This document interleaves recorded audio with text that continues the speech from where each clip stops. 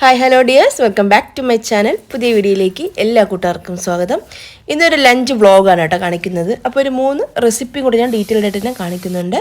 ഒരു ഡേറ്റ്സ് ലെമണൊക്കെ വെച്ചിട്ടുള്ള ഒരു അച്ചാറിൻ്റെ, പിന്നെ അതുപോലെ തന്നെ ഒരു മീൻ കറിയുടെ, ഒരു മീൻ പൊരിച്ചതിൻ്റെ വീഡിയോ കൂടെയൊക്കെ കാണിക്കുന്നുണ്ട്.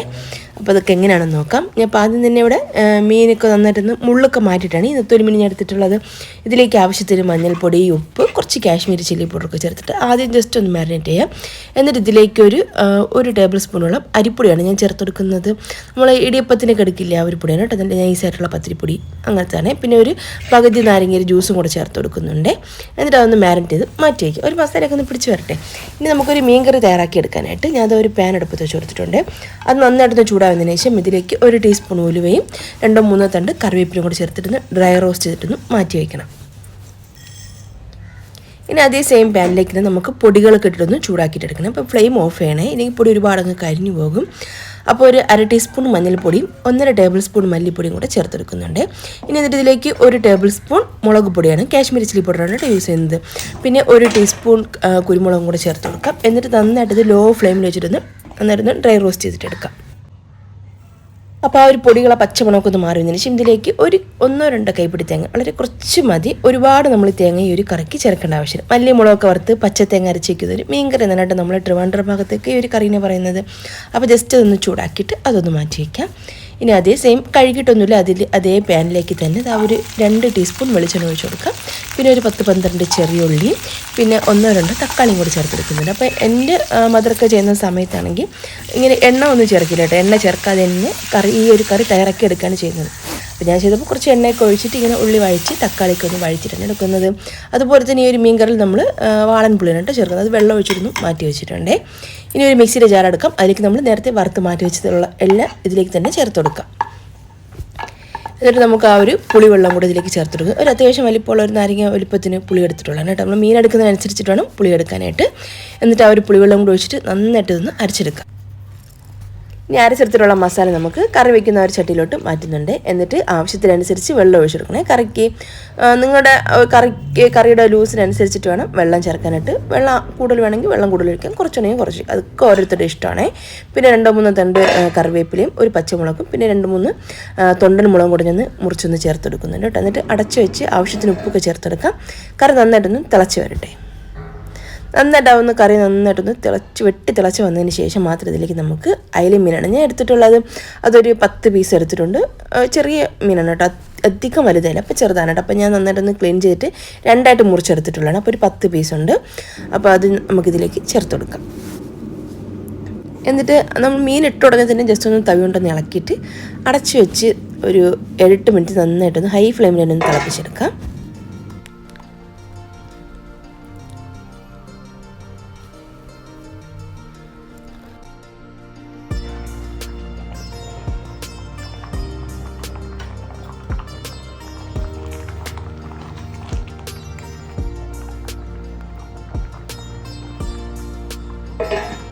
അപ്പോൾ നമ്മുടെ മീൻ കറി ഇവിടെ റെഡി ആയിട്ടുണ്ട്. അപ്പോൾ ഒന്ന് മാറ്റി വയ്ക്കാം. അപ്പോൾ റൈസ് ഇവിടെ റെഡി ആയിട്ടുണ്ട്. ഇനി നമുക്ക് ആ ഒരു മീൻ നേരത്തെ നമ്മൾ മാരിനേറ്റ് ചെയ്ത് മാറ്റി വെച്ചില്ലേ, ആ നെത്തോലി മീൻ, അതൊന്ന് ഫ്രൈ ചെയ്തിട്ടെടുക്കാം. അപ്പോൾ ഒരു കടായിലേക്ക് ആവശ്യം പോലെ വെളിച്ചെണ്ണ ഒഴിച്ച് കൊടുക്കാം. എന്നിട്ട് നമുക്ക് ഈ നേരത്തെ മാരിനേറ്റ് ചെയ്ത് വെച്ചിട്ടുള്ള മീൻ ആദ്യം ചേർത്തിടും. എന്നിട്ട് ഉടനെ തന്നെ കുറച്ച് കറിവേപ്പില ചേർത്ത് കൊടുക്കണേ. അപ്പോൾ അടിഭാഗത്ത് ഇങ്ങനെ ഒട്ടിപ്പിടിക്കാതെ പെട്ടെന്ന് ആ ഒരു മീനിന് ഇളകി കിട്ടും. പിന്നെ 1-2 അല്ലി വെളുത്തുള്ളി ജസ്റ്റ് ഒന്ന് തൊലിയോട് കൂടി തന്നെ ഒന്ന് ചതച്ചിട്ട് അതും കൂടെ നമുക്കിതിലേക്ക് ചേർത്ത് കൊടുക്കാം. അപ്പോൾ എല്ലാം ഒന്ന് നന്നായിട്ടൊന്ന് ഫ്രൈ ആയി വരുന്ന സമയത്ത് നമുക്ക് എണ്ണയിൽ മാറ്റാം. ഞാൻ ഹൈ ഫ്ലെയിമിൽ തന്നെയാണ് ചെയ്തിട്ടുള്ളത്. ഫ്ലെയിം ഒന്ന് കുറച്ച് വെച്ചിട്ടില്ലേ, ഹൈ ഫ്ലെയിമിൽ വെച്ചിട്ട് തന്നെയാണ് മീൻ ഇങ്ങനെ കുറച്ചായിട്ട് ചേർത്തിട്ട് വേണം ഫ്രൈ ചെയ്തെടുക്കാനായിട്ട്. അപ്പോൾ പെട്ടെന്ന് ഇത് ഫ്രൈ ആയി കിട്ടും. അപ്പോൾ നെത്തോലി മീൻ ഞാൻ ഇവിടെ എല്ലാം നന്നായിട്ടോടെ ഫ്രൈ ചെയ്ത് എടുത്ത് മാറ്റി വെച്ചിട്ടുണ്ട്. നല്ല ടേസ്റ്റാണ് കേട്ടോ കഴിക്കാൻ വേണ്ടിയിട്ട്. ഇനി നമുക്കൊരു അച്ചാർ തയ്യാറാക്കിയിട്ടെടുക്കാം. അപ്പോൾ ഞാൻ ഇവിടെ ഒരു മൺചട്ടി അടുപ്പത്ത് വെച്ച് കൊടുത്തിട്ടുണ്ട്. അത് നന്നായിട്ടൊന്ന് ചൂടാവുന്നതിന് ശേഷം അതിലേക്ക് ഒരു 1/2 കപ്പോളം നല്ലെണ്ണയാണ് ചേർത്ത് കൊടുത്തത്. അതൊന്ന് ചൂടാവുന്നതിന് ശേഷം ഒരു 400 ഗ്രാം നാരങ്ങ നന്നായിട്ടൊന്ന് കഴുകി തുടച്ച് 4ആയിട്ട് മുറിച്ചെടുക്കണം. എന്നിട്ട് അതിൻ്റെ ഉള്ളിൽ കുരു നന്നായിട്ട് മാറ്റണം. ഒരു കുരു പോലും ഇല്ലാതെ എല്ലാ കുരു മാറ്റിയിട്ടുണ്ട് എടുക്കാനായിട്ട്. എന്നിട്ട് അതിലേക്ക് ഒരു 3-4 പച്ചമുളക് ചെറുതായിട്ട് അരിഞ്ഞതും കൂടെ ചേർത്തെടുക്കാം. എന്നിട്ട് ആ ഒരു നാരങ്ങ നമുക്ക് ആ ഒരു എണ്ണയിലിട്ടൊന്ന് ഇട്ട് കൊടുക്കുന്നുണ്ട്.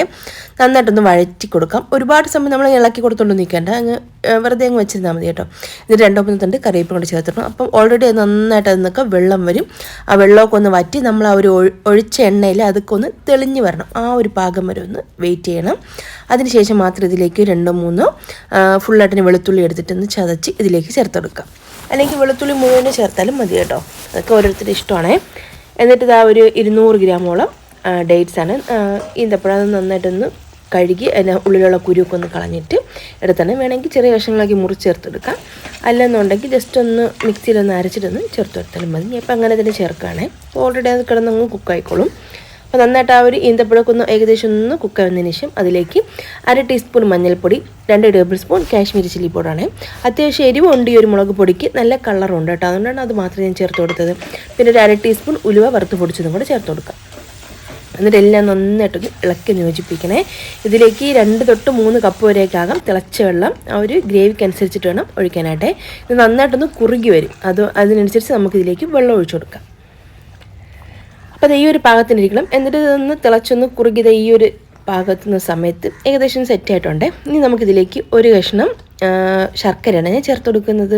അപ്പോൾ അത്യാവശ്യം എരിവും പുളിയും ഒരു ചെറിയൊരു കയ്പും ചെറിയൊരു മധുരമൊക്കെ ഉള്ളൊരു അച്ചാറാണ് കേട്ടോ. ബിരിയാണിയുടെ കൂടെയൊക്കെ നല്ല അടിപൊളി കോമ്പിനേഷനാണ്. അതുപോലെ തന്നെ നെയ്ച്ചറിൻ്റെ കൂടെയും ഒരു സൂപ്പർ കോമ്പിനേഷനാണ്. അപ്പോൾ ഒന്ന് ട്രൈ ചെയ്ത് നോക്കണം. ഈ ഒരു രീതിയിൽ അങ്ങനെ അധികം കയ്പൊന്നും ഉണ്ടാവില്ല, ചെറിയൊരു കയ്പ് രസം മാത്രമേ ഉള്ളൂ. അത് നല്ല ടേസ്റ്റാണ് കേട്ടോ ആ ഒരു കയ്പ് കഴിക്കാൻ വേണ്ടിയിട്ട്. പിന്നെ ഒരു 2-3 ടേബിൾ സ്പൂൺ അല്ലെങ്കിൽ ഒരു 1/4 കപ്പ് നല്ല വിനാഗിരിയും കൂടെ ചേർത്തെടുക്കാം. വിനാഗിരി ഓപ്ഷനിൽ വേണമെങ്കിൽ മാത്രം ചേർത്താൽ മതി, നിർബന്ധമൊന്നുമില്ല കേട്ടോ. പിന്നെ ഇതാ നാരങ്ങ അച്ചാറുണ്ട്, അധികം അങ്ങ് കേടായി പോകത്തില്ല പെട്ടെന്ന്.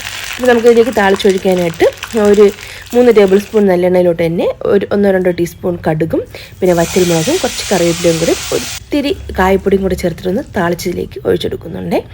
എന്നിട്ട് ഇത് നന്നായിട്ട് തണുത്തതിന് ശേഷം നമുക്ക് വേറെ കുപ്പിയിലോട്ടൊക്കെ മാറ്റിയിട്ട് ഫ്രിഡ്ജിലോ പുറത്തൊക്കെ വെച്ചിരിക്കാം, ഒരു കുഴപ്പമില്ല. പിന്നെ ഇതാ നമ്മുടെ ലഞ്ച് റെഡി ആയിട്ടുണ്ട്. അപ്പോൾ അതാ മട്ടരി ചോറും ആ ഒരു മീൻ കറിയും മീൻ പൊരിച്ചതും പിന്നെ ഒരു അച്ചാർ, വേറെ സംഭവങ്ങളൊന്നും ഇല്ല. ഇത്ര വളരെ സിമ്പിളായിട്ടുള്ളൊരു കൂടാണ്. അപ്പോൾ ഈ ഒരു രീതിയിൽ മീൻ കറിയൊക്കെ ഒന്ന് തയ്യാറാക്കി നോക്കിയിട്ടില്ലെങ്കിൽ ഒരു പ്രാവശ്യം ഒന്ന് ഉണ്ടാക്കി നോക്കൂ. വീഡിയോ റെസിപ്പിക്ക് ഇഷ്ടമായാൽ മറക്കാൻ എൻ്റെ ചാനൽ സബ്സ്ക്രൈബും ഫോളോ ഒക്കെ ചെയ്ത് സപ്പോർട്ട് ചെയ്യണേ. Thanks for watching.